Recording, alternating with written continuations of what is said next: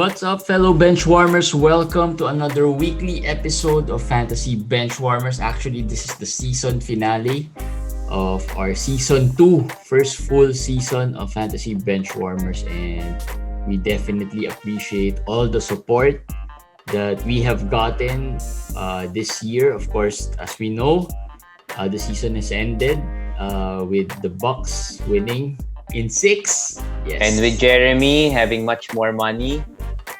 A little lang, konti lang. Hindi, 6 figures, guys. Hindi, huwag kayo maniwala. 6 figures yung pinanalo ni Jeremy. Kaya alam nyo, naka ganda ng outfit ni Jeremy. Huwag kayo maniwala. Nag-celebrate today yan. Tonight.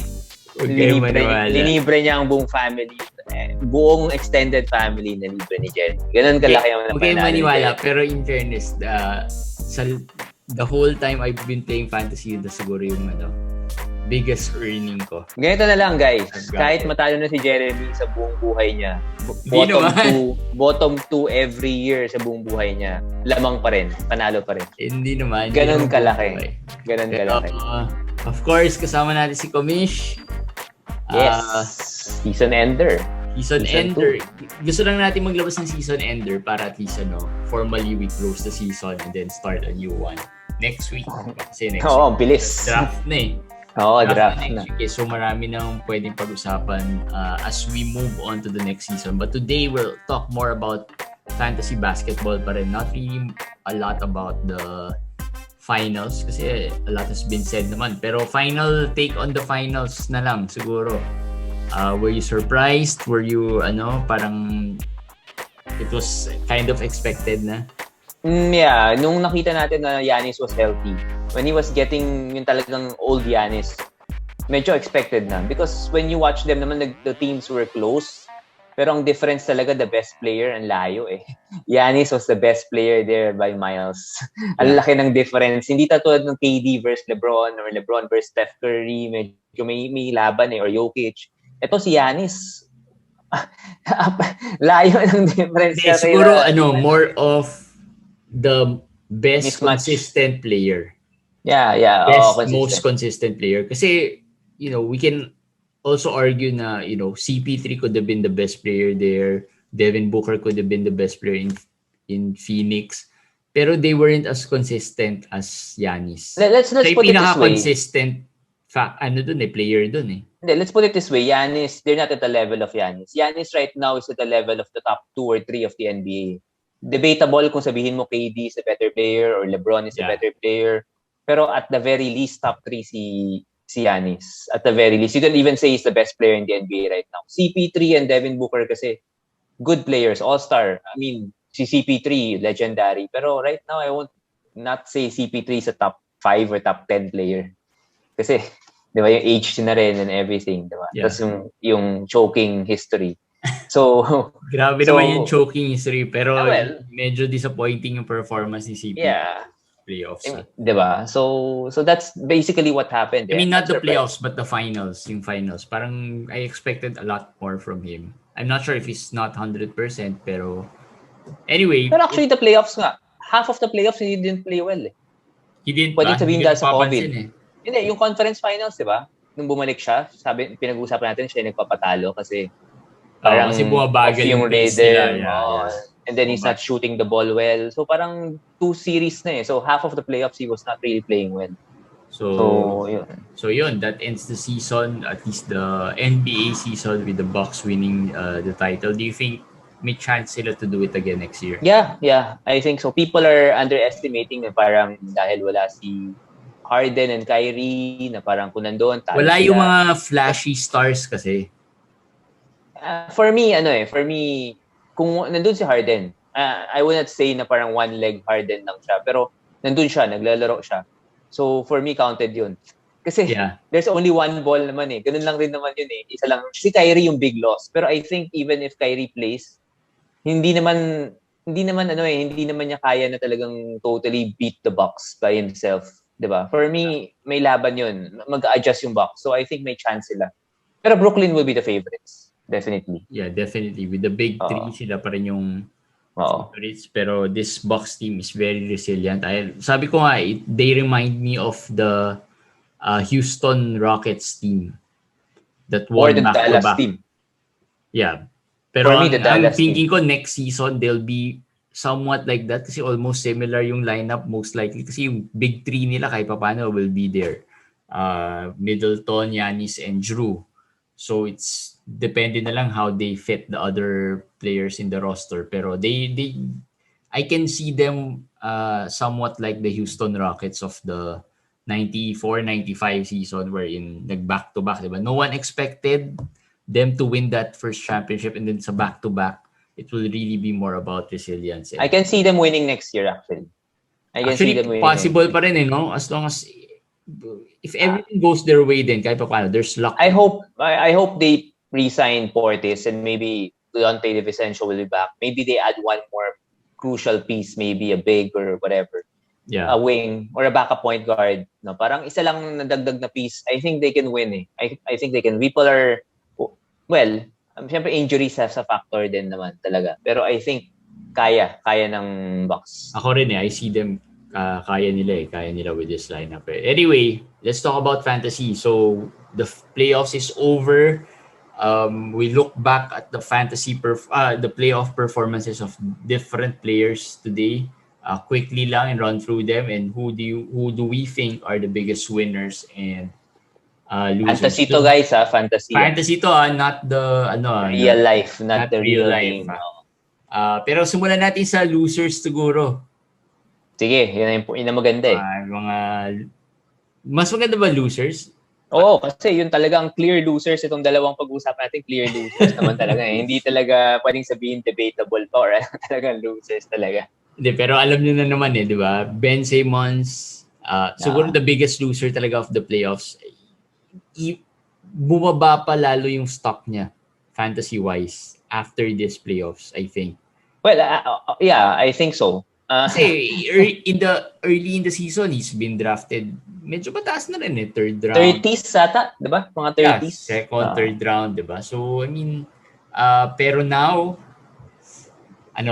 stay away. Ang tanong dito when we talk about this is, yung ginawa niya sa playoff, will it have any effect on the regular season? Kasi yun naman important to us to our listeners, is the regular season. We play fantasy the regular season.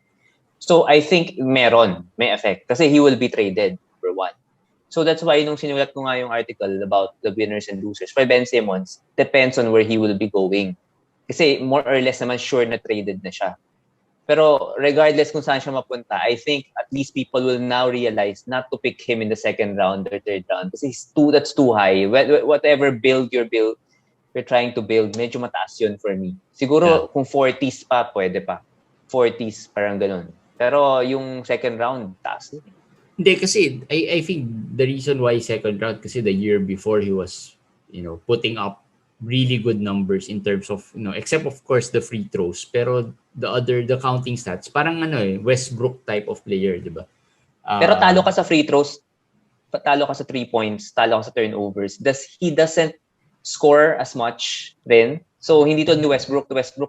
30 points, 12, 15 rebounds. High-end triple-double kasi si Westbrook. Hindi. So, yun. Ewan ko sa'yo. Stay away ka ba? Wala na. Ayoko na rin. I have Simmons dun sa Dynasty League natin. I think I will not get him again. It goes... Ang problem for me was kaya ako nahirapan dun sa league na yun is because dahil rin sa kanya Kasi I had players who had good free throws, good lineup naman, not bad naman yung lineup. Of course, I had Anthony Davis din, so malaking factor yun. But I think nahirapan ako lalo because of Ben Simmons kasi because of the free throws. Because you paid high capital for him. $200. That was an auction draft. And let's say in a snake draft, second or third round, mataas kasi 'di ba? He's gonna be the core of your team. That's why I'm saying next year, wherever he goes, if he goes to a good spot, good team, let's say Minnesota. Minnesota's been the one that's very active in trying to get him. Kung mapunta siya sa Minnesota, let's say, bata yung team It's a young team, not playoff team, so mas walang pressure. Nobody watches Minnesota anyway. Tapos bumaba si Ben Simmons, let's say 50s to 60s, and you pick him there. possible, mas pwede, di ba? If it's a right build ng team mo. So, yun. Depends pero ito na lang. I know the free throws would be bad, pero I don't expect him to be as bad as the playoff free throws. Yeah, I hope Kasi so. I don't think he won't be fouled that much eh. They May won't hack hakabin. him. Yeah, pero not in the regular season. I don't think sa regular season they'll do it. Like we said, diba, magnified pagdating ng playoffs eh. The weakness is really i-exploit talaga yan ng kalaban mo eh. And they saw the weakness kaya nila hinak si Ben Simmons. But in a regular pero mentally, nandun pa ba? Hindi Can he alam. recover? We saw some pictures of Ben Simmons as to where he is mentally. So mukhang happy naman siya. Mukhang wala naman siyang regret sa mukhang masaya naman siya where he is. And it was not, we saw him not in the training room trying to practice free throws. Pero let's see. Another playoff loser.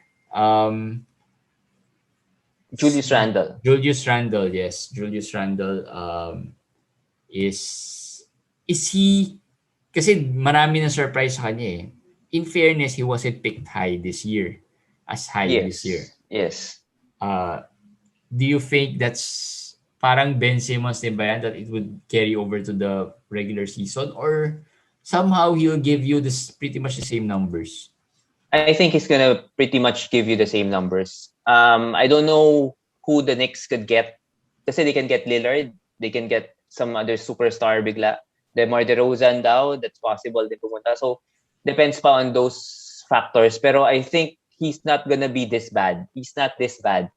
It's just that being a first option is not really his forte. First option sa playoffs. Kasi sa playoffs nga, as I said, yung defense ng kalaban, 6 games, 7 games. Ikaw lang, I mean, yung scouting focus lang report, sila sa, alam na nila eh. By the time ng second game, third game, alam na nila yung gagawin mo, alam na nila yung plays, alam na nila lahat. So, it's more magnified na hindi siya really bagay for that. Pero sa regular season, I don't see any problem. I'm confident that he's gonna be able to be close to what he did this year. And what's that level? Like, do you pick him in the third round? Third round, yeah. Third round is good already. Mga iba might pick him in the second. I think he can go to the second round. Kasi we're talking second round is until 28th pick. Yeah. So, way inside siya doon, I think. If you can get him in the third round, kasi ang ka-level na ni Julius Randle ngayon, even during the season, pinag-usapan natin Julius Randle or Sabonis. Sabonis, yes. So, correct. I think with Sabonis being a consistent second round value player, baka nandun na rin si Julius Randle. Saka, if you pick Devin Booker in the second round, I'd rather pick Julius Randle, but people are picking Devin Booker, di ba? Or even Russell Westbrook. Although Westbrook is, yung counting stats nandun nga, pero Randle can at least not hurt you as much as Westbrook. So, diba? Second round is okay for me. Yeah, so Julius Randle, well, playoff loser, but eventually, I think in terms of fantasy, he'll still be better. Yes. Other losers na medyo sa lower tiered siguro. Of all these players siguro, itong 3 players na to, I think dalawa lang dito usually na draft in a standard 12-team league. Kyle Kuzma is one. I don't think he's being drafted in a 12-team league. Sa 14, posible pa. 14, yes. Pwede. But I don't think anything will change for Kyle Kuzma moving. Well, I don't think he'll be with the Lakers next year for one. Kasi lahat ng rumors about who the Lakers want to get, si Kyle Kuzma yung number 1 na binabato doon. Kasi siya na lang naman talaga technically yung young player nila na may pinaka-value. Diba? He did improve this year, by the way. Sa regular season, he did improve. I mean, he rebounded the ball better. Mas may 3-pointers na, improve yung 3-point shooting. So may improvement naman. Pero he's not a fantasy player. And even in the playoffs, he showed it. He's not. Regular season, he's not a fantasy player naman rin talaga. I mean, you stay away. Pero ito, a couple of players that might be, ito Kyle Kuzma, parang, I don't think it's worth talking about him too much. Kasi parang hindi talaga natin dapat yung pinipick eh. Dapat. Pero maraming nagpipick. So, dapat sana hindi. Guys, listen, wag niyo na i-pick si Kyle Kuzma. Abangan niyo na lang yan just in case lang. FA. Free agent ad. Sayang yung draft pick niyo for even potential eh. If you are even drafting for potential, wala nang potential eh. So wala na nag-pick na si Kyle Kuzma. Tapos na. Wala na, tapos na yung potential, yung window niya for potential. So I think don't get him even at the last round siguro. Try to pick someone else na may better potential. Ito, speaking of a player who might have better potential but was a disappointment this year, Tyler Hero. Even the playoffs, medyo disappointing din yung playoffs run niya. Alam mo, makita na natin dito no? Pag pogi, guys. Pag medyo yung tipong flashy, Hollywood, mga ganun. Yung i-pick. Hindi naman lahat ganun. Devin Booker, medyo may naman. Sa bagay, but in general, Luka Doncic.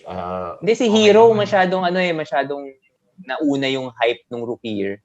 Kasi ang ganda ng performance This sophomore season was really bad. And even look at the hype. Even in the rookie year niya, yung hype niya overrated. Yung hype He's not, fantasy-wise, I'm not talking about in real life. I mean, he's good. He's clutch. Pero in fantasy, ano ba natutulong niya sa inyo? Wala. Guys, get other players than Tyler Hero. Diba? Ito na lang siguro. Meron tayong some winners here on the lower. Hindi, teka, may isa pa tayong loser na kalimutan natin. Sige. Si Kristaps. Okay, Kristaps Porzingis, yung tanong ko sa'yo. Jason Kidd loves him, so baka maiwan sa Dallas. Anong round mo siya kukunin? And do you think ganito bang role niya going forward sa Dallas? Or, I think mag-change. I think medyo mag-change. For the better. Yeah. Okay. But having said that, kasi this year I picked him 5th round Okay, that's good. With the injury, diba? He started the season na injured. So, I think baka nasa 6th to 7th na ako. I mean, I won't be as high. Who would you pick more? First, Simmons or si Porzingis? Let's say na wala na sa radar ko si Simmons. Wala na sa radar ko. Medyo na-burn nata si JJT ni Simmons. Hindi. Natutunan ko lang talaga this year, it's really hard pag medyo sobrang laki nung, even if you want to punt, let's say free throw, ang hirap rin ibuuin ng team na yun Yeah. Punt free throw.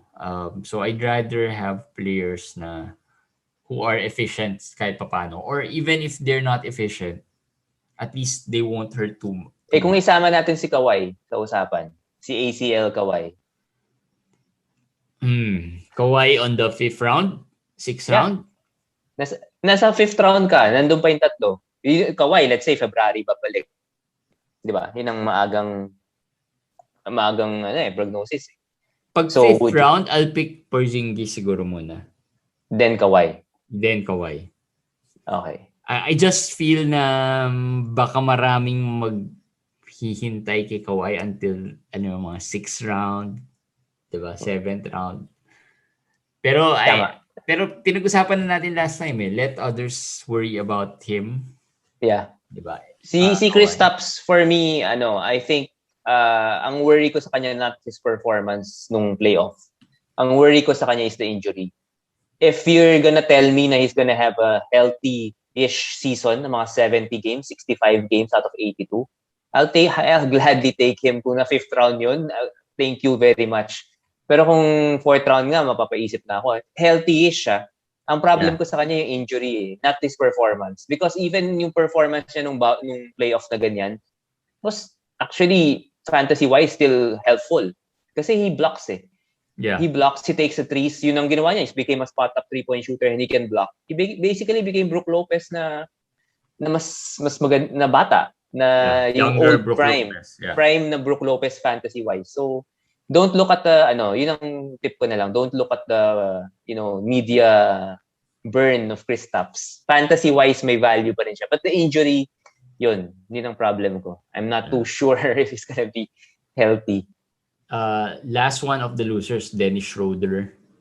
Ito rin, marami Another rin overrated si player. Dennis Schroeder eh. Oo. I think, Ako. well, in fairness naman, Dennis Schroeder probably is draftable pa rin. Yeah, I Pero picked not him as high as, last year. I picked him 108 last year. Baka a little 108. Baka And 108 na burn pa rin ako. So yun na lang. I'll leave it at that. 108, kala ko parang, sulit na to. Past top 100, Dennis Schroeder. Sige, pwede to. Baka mga 10th to 11th round siguro. I think. Yeah. Good risk na for Schroeder. Pero if you can stay away. Interesting, as we go along, as we move on to season 3, we'll talk more about other players or other options siguro that you can get aside from these losers. No? Pero let's talk about some of the players na... Sakit naman nun, these losers. Losers eh. Let's talk about some of the players now who are possibly winners naman or who had their fantasy stock move up a bit. Doon tayo sa lower tiered since nandun na rin tayo sa lower tiered muna. Ito muna yung mga na-eliminate. Terrence Mann, for sure. A player that people would probably look into. But might overpay. Actually, feeling ko marami mag-overpay for Terrence Mann. Yes. Kasi no Kawhi eh. But yung 50-pointer niya, hindi ko alam. Hindi. Imposible yung 50-pointer. Ano 50-pointer? Naka-50 ba siya? Di ba yung yung mainit siya sobra. Versus Utah, yung game 5 ata yun. Yung sobrang init niya. Pero hindi yun naman nga. siguro ganun. Just see how they were when Kawhi was out prior to the playoffs. May mga games na wala si Kawhi. Yes. Tama. I think yun na lang yung magiging basis mo on how he was if you were able to observe. Most likely, ganun din yun. I did say before na pinag-usapan na natin to eh. Sabi ko si Terrence Mann kung si Kawhi, nung first round, nung mukhang matatalo na yung Clippers sa Dallas. Sabi ko baka mag-opt-out si Kawhi. Tapos, di ba? Tapos alis na siya. So baka mag-rebuild ang Clippers or whatever. Si Terrence Mann na yung magiging cornerstone, so watch out for him. Pero ito kasi yung injury ni Kawhi, iba to eh. They won't rebuild. Diba? They'll try to contend while Kawhi is out. So I don't think they're gonna give him yung ganun karaming exposure, shot selection, ganyan. So shot attempts. Having said that though, I still think Terrence Mann should be drafted at some point. Kasi last year undrafted naman siya eh. So and he should be drafted higher than Dennis Schroeder, Tyler Hero. Well, Kyle Kuzma, huwag na natin pag-usapan. I think he still has better potential. Depends. Hindi ko rin sure. Kasi I'll probably pick him more over Hero. Sure. I think Hero. Schroeder, baka hindi. Baka ma-burn na naman ako ni Schroeder 2 years in a row na. Pero hindi, Terrence Mann over Schroeder. Schroeder ako over Terrence Mann. Terrence Mann ako okay. over Hero. In the sense lang na I don't know anong elite stat ni Terrence Mann kasi. Okay. He doesn't have one steal. Hindi pa siya nakaka-one steal a game. Nung playoffs din, kahit nung hot siya, wala siyang one steal. So, 3-pointers yun, pero consistent ba siya? Hindi ko alam eh. Rebounding siguro. Hindi naman elite. Rebounding, yes. Yes, I think pwede. Yun yung sa kanya eh. Rebounding, scoring, and very efficient scorer. Field goal, yes. Yan. Low turnover, field goal. Yan. Pero leap of faith eh, for me, Terrence Mann. Kung... A little outside 100, pwede. Pwede. I can see it. Ako lang kasi I tend to look at yung parang historical basis, yung stats wise. Kasi hindi ako magaling tumingin ng player na puputok pa lang, yung tipong may talent. Yeah. Mahirap naman i-predict. Mahirap eh. So, pero if there's one player who might, at least move up in the rankings, si Terrence Mann. Yes. Get within that top 100 range. Yes. I think may potential tong si Terrence Mann to get in there. Given the playing time. Reggie Jackson, another player who was super hot nung playoffs. In fact, siya na nga yung naging replacement ni Kawhi eh. Pero Yes. Reggie Jackson will be a free agent this season, this off-season. So, it would be interesting to see kung saan siya mapupunta. Assuming Clippers siya, you pick him higher than Terrence Mann or you pick Terrence Mann higher than him? Baka I'll pick Terrence Mann over him. Okay. For the reason that alam naman natin free agency has a lot of point guards out there, and the stat set ni Reggie Jackson is pretty much easy to get from the free agent pool. That's a good point. Tama. So, yun lang yung That's akin. I mean, ang daming guards eh. Ang Tama. daming guards na pwede. So But I at the think, very least, naging draftable siya. yeah, most likely draftable to. Baka nga maraming mag-reach dito within the 100 range eh. Too early. 100 is too early. Maybe, I was thinking, basta naging draftable No. siya, hindi naman 100. No Kawhi and the recency bias na tinatawag, di ba? I mean, they will really think na parang, uy, Reggie Jackson, wala nang Kawhi and this is what he did nung playoffs. Might be worth a shot. Number one, for me, he won't shoot this well in the regular season. I am 100% sure of that. He won't be this hot like the playoffs. But scoring-wise, yes, he can score 20 points a game if he wants to. But he's gonna kill your field goal. He's not gonna shoot as much 3-pointers, and he's still not gonna be a steals point guard. And he's not a passing point guard. So yes. Alright. So Reggie Jackson, ingat-ingat, although stock up ni Reggie Jackson. Yes, for sure. Robert Williams, ito sure stock up na to. Stock up? Yung 8 blocks niya nung game, ano ba yun? Game 4? Game 3? Ito na lang. Where do you pick Robert Williams? Ang hirap eh. Wala pa tayo sa mock draft part pero at least ito, ano lang to. At this time. As long as wala silang idagdag na other bigs, I would say siguro nasa 3rd to 4th round. Pwede for na 3rd to 4th round. It's just like this eh. Si Miles Turner last year was first round value.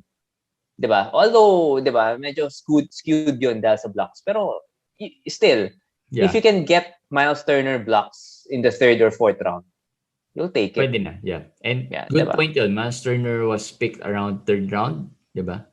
3rd to early 4th, diba? Most of the time. So and this year he won't be 3rd or early 4th. Oh, so that's for sure.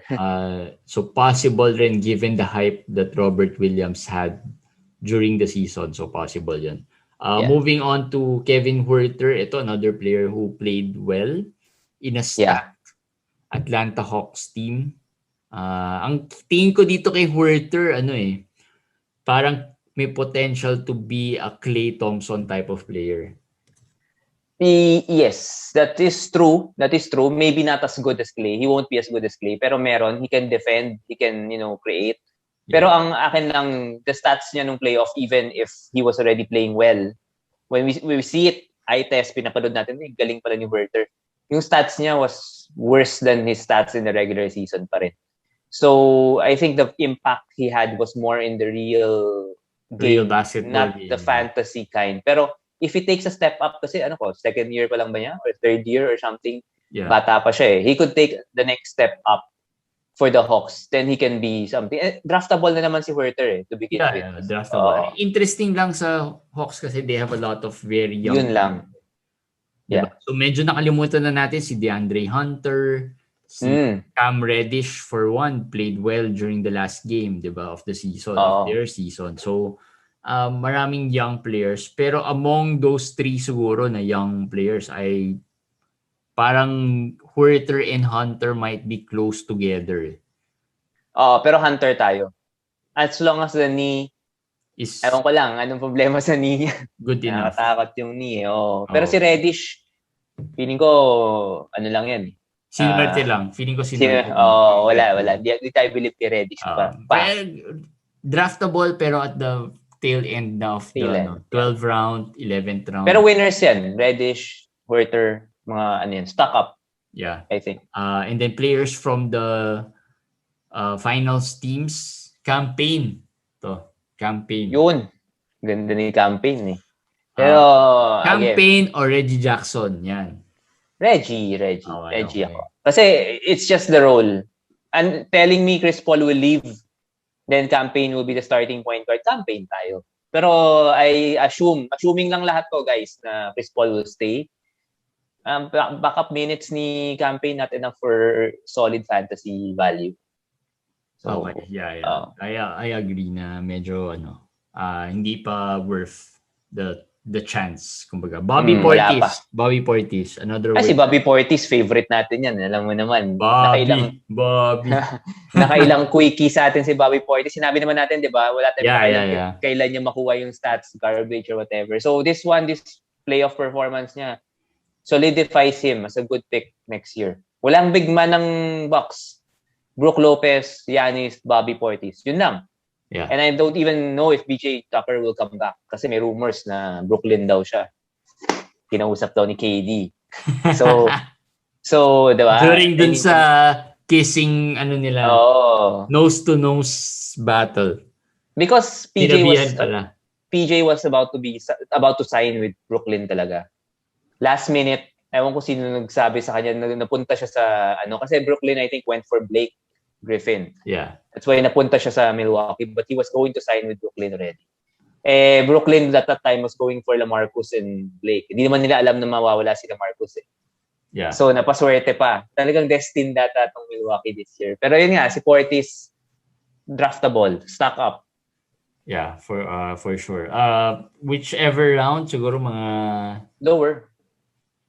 10th? 10th. 9th? 10th onwards, I think. Pwede na. 10th onwards, Bobby Portis. Alright, pag-usapan natin yung top level and then we'll close it out. Top level quickly, biggest winner. Among the players who perform na lang, who for you is the biggest winner for next year? Sa buong playoffs? Yeah. Kung sabihin mo na talagang pinakamalaking stock up. Kung sabihin mo yung pinakang malaking, yung tingin ko sa kanya pinaka nag-change, I think Tatum. Paul George over Tatum. Pero yung dalawa. Paul George stock up for me. Late first round next year, I might consider him ready. Late first round, 12 teams, so pa 11. Paul George, Oh. Yes. Yeah, which is, fair lang. Kasi this year, he was picked early second So, I mean. Pero 29, 11, and 4 without Kawhi. And I think those numbers kayang-kaya niyang gawin. And if he has to do that to carry the Clippers while waiting for Kawhi, he will. That's top 10. They will most likely lean on him talaga a lot. Especially if they don't sign anyone naman other than, they stick with the current team. Most likely siya talaga yung aangat. So, Paul George, another one is, Tatum. People have forgotten him kasi first round na out na. Pero, yung first round performance si Tatum really gave me more, validation na parang he's the So, first round pa rin Tatum? Yes. First round si Tatum. I'm confident about Mid first round. I'm not sure pa how high is the first round. Pero I picked him 8 this year eh. And I'm not going to say he's gonna go higher than 8. So, pero yun na yung siguro highest ko sa kanya. 8, 9, mga ganun, sulit na yun for me. Tatum is gonna be a star. Okay. Yung mga KD, wag na natin pag-usapan niya, pero I would think KD would turn out to be a first round player this year. Yes. Kasi last year, he was parang mga second round or very late first round for a deep league. Diba? Mga 16th, 15th. And he burned people. So this year, I think he will still go that yung mga first round. Ako, I will stay away from KD. Picking KD will just, ang tanong lang dyan, how big your balls are. Yun lang yun. Diba? If you pick him 17th, 18th, tapos nag-perform siya like he did in the playoffs, wala na. Tandaan nyo, he's gonna play this Olympics. So no rest yan. I mean, after the Olympics, a month lang siguro of rest, then back to training camp, back to Ito pa pala, si DeAndre Ayton. I think he's a big winner also. Yan, DeAndre Ayton. Maraming magtatanong, where do you pick DeAndre Ayton next season? 20s for me. This year kasi diba 13, 14 siya. So masyadong mataas lang kasi kaya na-disappoint tayo. Na-disappoint tayo sobra. Pero kung sa 20s mo siya pinick this year, I think solid na. Solid. Yeah. Big Early, winner. very Big early winner. sila, very early. So yun, and then going through the list, Trey Young, another player, big winner. People would have said Trey Young, but he was picked in the first round this year. Would you pick him in the first round again this Hindi year? na, yun na eh. I mean, So wala winner siya in eh. terms of the performance he gave. Fantasy-wise, how do you see him moving forward? Winner siya for me, stock up siya for me in the sense na 40 plus ata siya rank at the end. I think he will go higher Yeah. next year. He'll probably go 30s in the rank wise, not the draft range. Yung he'll end up 30s, baka maka low 20s pa siguro. Yeah. So, yun ang winner for me. Pero please don't pick him in the Yung first this round. year, yung what happened this year was too high for a Trey Too Young. high. Too high. Yung Yes. Too high. expectations natin were too high on Trey Young. Yes. And lastly, siguro, Giannis. Let's talk about Giannis for a bit. Yeah. Itong Giannis. si Giannis, ewan ko how we're gonna take it because Giannis has yung free throws niya during Game 6 were quite impressive. Hindi ko alam if it's Yeah. worth a top 5 pick. He is. For me. He's Kasi worth a top 5 pick. I think this year he went average mga 6, 7, 8, mga that range. Outside the top 5 for sure. That's good value. 6, 7, 8 is not good value, fair value of Giannis. I mean, parang kung hindi ka nagpo-punt ng free throw, medyo okay ka sa 6, 7, 8 siguro. But I'm gonna assume na lahat ng mag-pick kay Giannis magpo-punt ng free throw. So pick him in the top 5. And I think yung 17 out of 19 niya na free throw, next year baka maka 60 plus percent to 70% kaya siguro niya. 60 plus to 70 at 70 yung highest. Feeling ko baka may chance na makuha niya yun. And that would make him even more appealing. So, big winner si Giannis. At isa pa pala, si Ja Morant. Nakalimutan natin pag-usapan. Si Jeff, alam mo naman, favorite niya si Ja Morant. Natin. So, ewan ko kung maniniwala kayo sa performance niya ng playoff o maniniwala kayo dun sa ginawa niya sa inyo sa regular season. Pero for me, I don't think he's gonna shoot the three-pointer that well. Hindi pa rin siya nakaka one steal a game. Pero last year he was picked second round, early third. Anong ranking niya? Where did he end? 100 plus. 100 plus. So stock up talaga siya. I mean, he'll probably be drafted higher, baka nga 4th or 5th round yan. Yes. Okay lang yun. 4th or 5th is okay. Yeah. Wag lang second. So yun. Winners, I guess stock up. There was an article na nilabas ni Com and he come out with another article about the lower tiered players naman so that you can assess. Early assessment lang to, guys. There's really nothing here. We just wanted to get get the perspective kung ano nangyari nung playoffs and if they are, kasi marami rin na burn from last year's playoffs like mga Jamal Murray, 'di ba, mga Tyler Hero, 'di ba? Yung marami na burn from Jimmy last Butler year's. in a way. Jimmy Butler kasi started the season injured so medyo bumaba yung stock niya, draft stock niya. So but marami rin na burn for sure from the performances na nangyari last year until moving on to the following year. So kaya namin pinag-usapan to. But yeah, those are your playoff fantasy winners and losers for the season, or at least for the playoffs. And that wraps up season 2 of Fantasy Benchwarmers. All right. So maraming salamat for putting up with us every day. We never really imagined na we'll do it every day actually. Parang na-realize na hindi naman siya planado Like, sige, gawin na nga natin ito every day. And then when we started, yun na. Parang ayaw mo nang itigil. You miss a day, malaking parang feeling mo there's something. Tsaka sa playoffs, guys, tuloy-tuloy pa rin kami. Although twice or thrice a week. Pero tuloy-tuloy. When we feel like it na lang yung pero we try as much as we can to, be somehow pa rin. Nakikita pa rin kami, but and have something to talk about, diba? So yun, guys, if you have, may nag-post kasi ako about rating the podcast and reviewing it. Guys, sa Facebook, there's a review section if you can put out a review. Pero we appreciate the comments that we get about the podcast helping their teams. even for our friends from outside the Philippines who have appreciated as well the podcast. So thank you guys, and next year we'll have more, of course. Tuloy-tuloy pa rin daily, and maybe we'll do some of your suggestions and feedback that you gave us. So yun, thank you guys, and we'll see you again next week. Next week start na season 3, tama ba? Next week? Oh, tama. Yes, next week. Draft. So exacto. Free agency the week after. Oh, so Dami. Marami na. We'll be preparing for season 3, and we'll see you then. Bye guys. Bye.